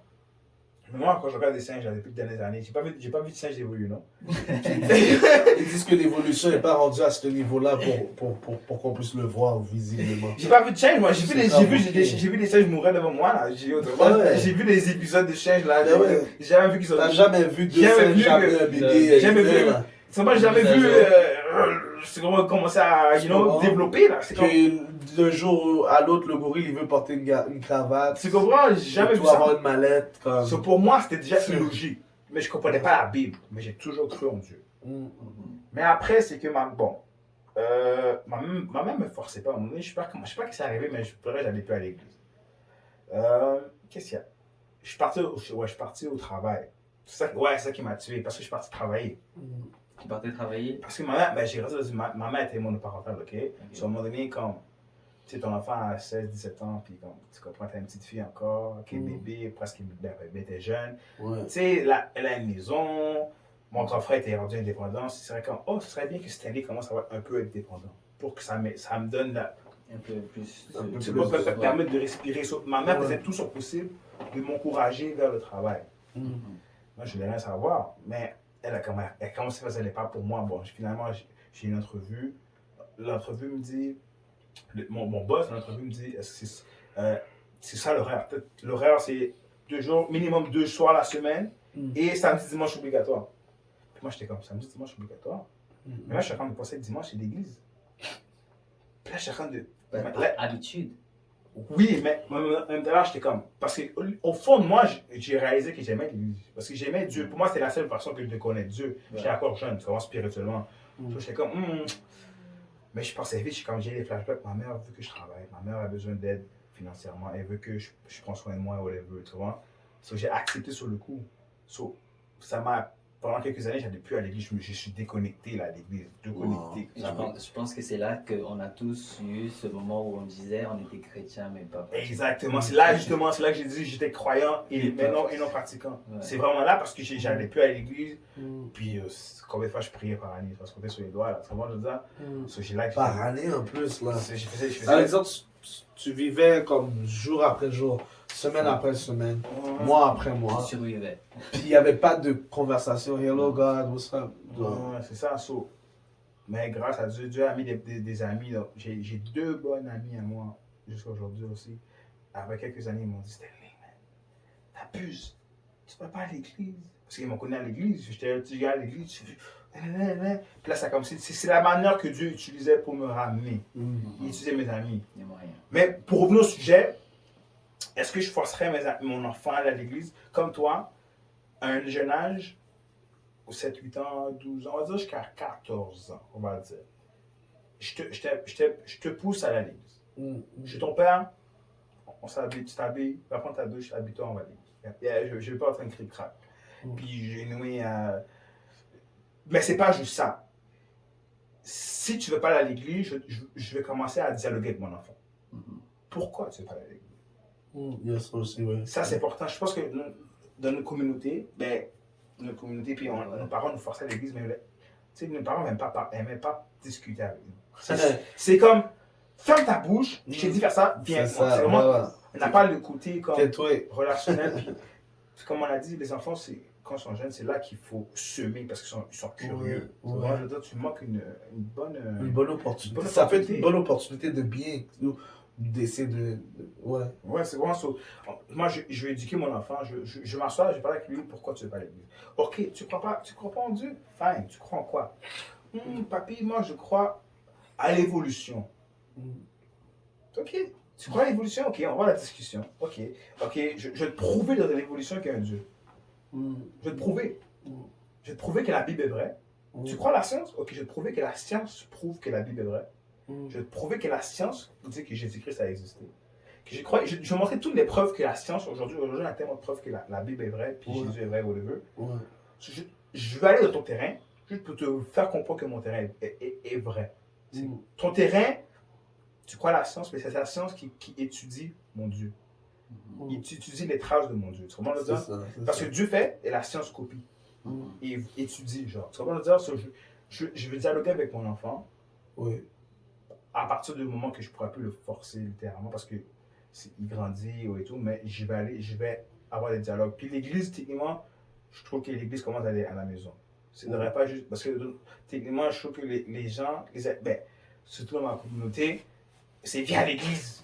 Ferme ta bouche, mais à la maison, on fait rien. Du lundi au samedi, on fait rien, mais dimanche, tu veux, je suis à l'église. C'est vrai. L'église commence à la maison. Vrai, comme toi, que c'était bon, vrai. parce que ta mère, tes parents, il y avait une journée spécifique que tu priais, tu prêchais. Tu avais une espèce de réunion familiale. Toi, l'église était à la maison. C'est pour ça que t'avais pas des fois, tu n'avais pas l'envie d'aller à l'église, parce que c'est pas bon aussi, mais tu étais rassasié à la semaine. Oui. Puis en plus, c'est pour ça que des fois, tu allais à l'église par toi-même. Parce que Dieu se met le travail dans ton cœur. Tu avais cette relation avec Dieu pendant la semaine. Parce que moi, c'est pas juste le dimanche, puis ok, je vais à l'église, dimanche, non. L'église, ça commence à la maison. Puis l'église, on a un défaut quand on pense que l'église, c'est les 4 murs. L'église, c'est les chrétiens. Ouais. C'est nous, l'église. Ouais. Peu importe où on l'a. Là, le podcast, là, C'est l'église. c'est l'église. Tu comprends ce que je veux dire? C'est nous, les chrétiens. Peu importe où on va, c'est nous qui apportent l'église. C'est ça. C'est nous les chrétiens de l'église. C'est ça. C'est nice, c'est nice. En conclusion, les gars. Ouais. Moi, je pourrais dire en conclusion, il y a un âge où c'est pas forcé de... On peut pas forcer son enfant, mais il faut comprendre son pourquoi il ne veut pas aller. Et si c'est valable, si seulement c'est valable, là on va le laisser. Et si c'est pas valable, je pense qu'il faut forcer. Parce qu'il n'a pas encore compris. Mais ouais, tu peux, mais du sens, tu peux le forcer à aller à l'église le dimanche. Mais comme tu peux lui même donner imposer l'église un à la intérêt. maison. Ouais, comme Tu vois lui intéresser à ça, pour, même s'il n'y va pas, mais au moins il est nourri pareil. Ouais, c'est ça. C'est pour ça que je dis que l'église, ça commence à la maison. Parce qu'il peut être nourri comme toi, tu étais nourri la semaine. Genre. Non. Moi, je me suis à l'église. Ensuite, je fais le assessment. Et puis, je t'explique que c'est important que tu comprends que ça concerne ta vie personnelle. C'est de faire comprendre aussi à l'enfant que Dieu peut lui parler. Parce que, tu sais, je commence à vivre l'expérience. J'ai commencé à vivre l'expérience avec Lucina plus profondément. Puis, juste lui expliquer l'histoire de Samuel. Puis de comment Dieu a commencé à parler à Samuel très jeune. Lucina a beaucoup de questions. Ouais. Mais justement, c'est bon. Puis, justement, elle a eu des rêves où elle a eu quelqu'un qui lui disait des choses et elle était comme elle comprenait pas, genre. Puis moi, je lui expliquais ses rêves parce que j'étais comme le Seigneur te parle, tu vois, mais elle est jeune encore, elle est un enfant, tu sais. À un moment donné, c'est comme ah oui, ok, je veux servir Dieu, puis à un moment donné, comme elle est juste comme distraite par plein de choses. Mais c'est fou parce qu'elle revient maintenant à la maison, hier, là, elle était en train de nous expliquer qu'elle était en train de prier avec des jeunes à son école. Il y a des jeunes qui ne croient pas encore en Dieu et tout, c'est sûr. Surtout l'ami qui est le plus proche d'elle. Ouais. Ne croit pas vraiment. Oui, fait qu'elle est en train de prier avec certains, elle est en train de partager l'évangile avec toi. Là, maintenant, il y a sa meilleure amie, supposément que les deux ensemble. Puis sa meilleure amie, supposément, elle n'a pas l'encadrement chez elle. Pas du tout. Pas du tout. Mais que quand ils sont à l'école, elle puis son ami prient ensemble, puis partagent l'évangile avec d'autres personnes. S'ils sont jeunes, mais ça commence déjà, là. Elle est en train de devenir un point de référence, puis il y a plusieurs jeunes qui sont intrigués, puis qui commencent à poser des questions. Des fois, il y en a qui essaient même de la contredire, puis dire non, ton Dieu, il n'existe pas et tout. Et elle dit, mais tu peux pas comprendre. Des questions à la maison pour dire, non, mais on m'a posé telle ou telle question, mais comment je dois répondre? Ah oui. Puis tout ça a commencé parce que quand elle a eu un rêve, il y a eu Non, il y a eu une voix qui lui a dit dans son rêve, je veux que tu sois une combattante pour moi. Okay. Et si je me rappelle bien, c'est ça que la voix a dit. Attends, mais tu l'as à quel âge? Elle a 9 ans. Mais attends, m'a pas de te couper, mais c'est important que je la porte. C'est fou que tu me parles d'un enfant qui fait tout ça pour Dieu. Mais c'est sûr, moi je pense réellement que les nouvelles générations qui s'élèvent, là, ils vont être spéciales.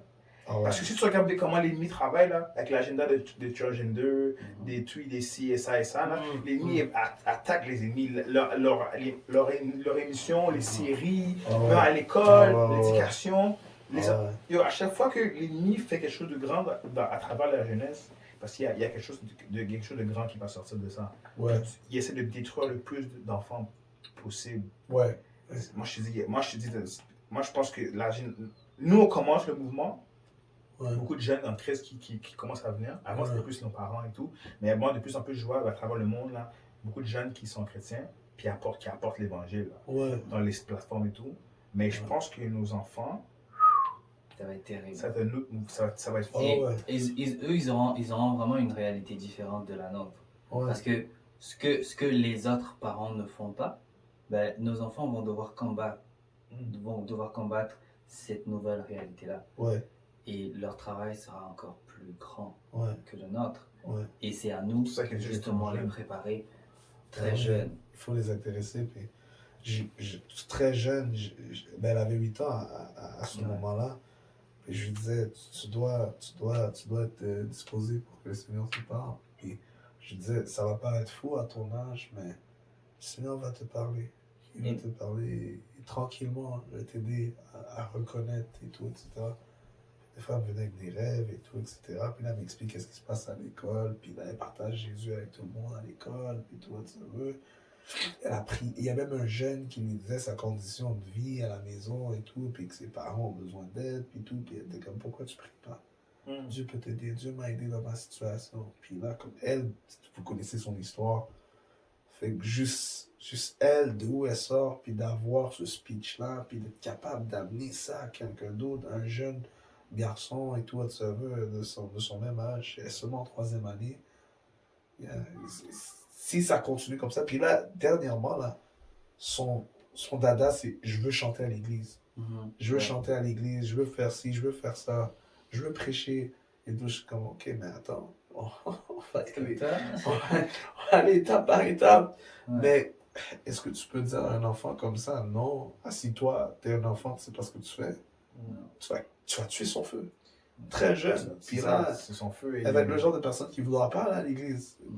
C'est plate, elle perd son temps, elle n'est pas utile. Puis c'est ce que l'ennemi fait. L'ennemi fait, ah, vous n'utilisez pas vos jeunes. Moi, je vais les utiliser.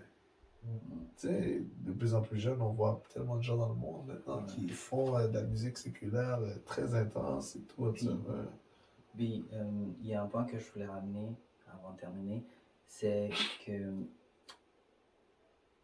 je trouve que l'âge où l'enfant est malléable dans tout, c'est à partir de 8 ans. Parce que pour un garçon, c'est à partir de 8 ans qu'on commence à se découvrir. Ok, on découvre son anatomie, on découvre ce qu'on est capable de faire. Et à partir de 8 ans, on est capable de pouvoir un peu réfléchir. Et on a beaucoup de questionnements. Et quand on a le questionnement, c'est là justement que les parents doivent faire leur travail. Donc, à l'âge à 8 ans, moi je pense que c'est là qu'on doit vraiment faire une grosse initiation à tout. De manière générale, comme sur l'organisation de la maison, sur le spirituel aussi, pour tous les enfants. Donc, bon, moi c'est ça que je trouve, parce que d'une certaine manière, c'est à cet âge que j'ai commencé réellement à parler, à ramener la parole dans la maison. Ben, comme c'était à moi de choisir la parole à ramener quand c'était mon jour à moi. Puis ça m'a du sens ce que tu dis. Oui. Parce qu'à 8 ans, j'ai commencé à développer des sens de maturité. Ma mère a commencé à m'enseigner comment être responsable, comment prendre soin de ma soeur. Donner des astuces comme, ok, elle commençait à me surveiller de loin, comme, tu sors de l'école, ok, tu mets la nourriture pour ta soeur. Tu la fais à manger, tu la fais ci, ça. Ça fait assez vrai. À 8 ans, j'ai agrandi rapidement. C'est un âge très, très déterminant. Très déterminant. Donc, voilà, ainsi s'achève notre premier épisode. De Zone sans limite. J'espère que vous avez été édifiés. Puis on se dit à la prochaine.